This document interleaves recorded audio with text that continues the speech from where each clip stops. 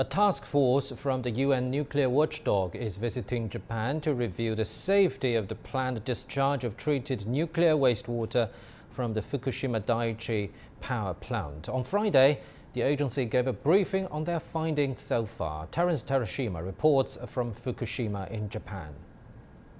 The IAEA task force completed its first mission to review the safety of Japan's plan to discharge treated water from the Fukushima Daiichi nuclear power station into the Pacific Ocean. The team collected water samples that will be closely examined at 3 of the agency's laboratories. The IAEA task force made significant progress in its work this week to get a better understanding of Japan's operational and regulatory plans for the discharge of the treated water. They were also able to witness firsthand early preparations taking place at the site. The IAEA said it would continue to monitor multi-year support in monitoring and reviewing the safe and transparent implementation of the plan.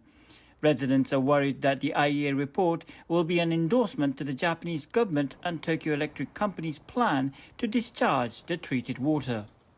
I think that the International Atomic Energy Agency will say that it's okay to release the water, and with that endorsement, I think the government will move towards releasing the contaminated water. That's all it will be. It will only have the effect of adding fuel to another public debate. The fishing industry in Fukushima saw a gradual recovery in the last decade, with operations on trial basis up to March 2021. However, the volume caught is still less than 1/5 of the volume before the disasters.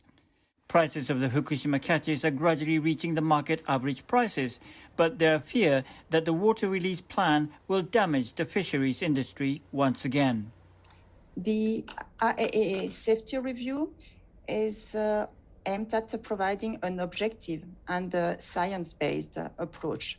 So that's why this review could contribute to provide these different stakeholders with objective and independent and transparent elements with regard to the safety and the transparency of the implementation of the plans.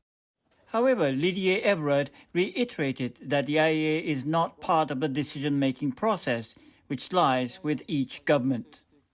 The IAEA will compile a report for this review in April. Residents in Fukushima worry that this will potentially accelerate the plan towards releasing the treated water as early as March 2023. Terrence Terashima, CGTN, Fukushima. So, talking about residents in Fukushima, they have spoken out against the Japanese government's plan to discharge those nuclear wastewater into the Pacific. The vulnerable groups like us are victims of the nuclear accident. Animals such as cats are even more vulnerable, and it's a disaster for them. Once the contaminated water is discharged into the sea, it will harm us again. We hope the IAEA will carefully inspect the status of the Daiichi nuclear power plant, because there have been problems such as the leakage of nuclear contaminated water before, and then they should rigorously evaluate the feasibility of the sea discharge plan and solicit our opinions.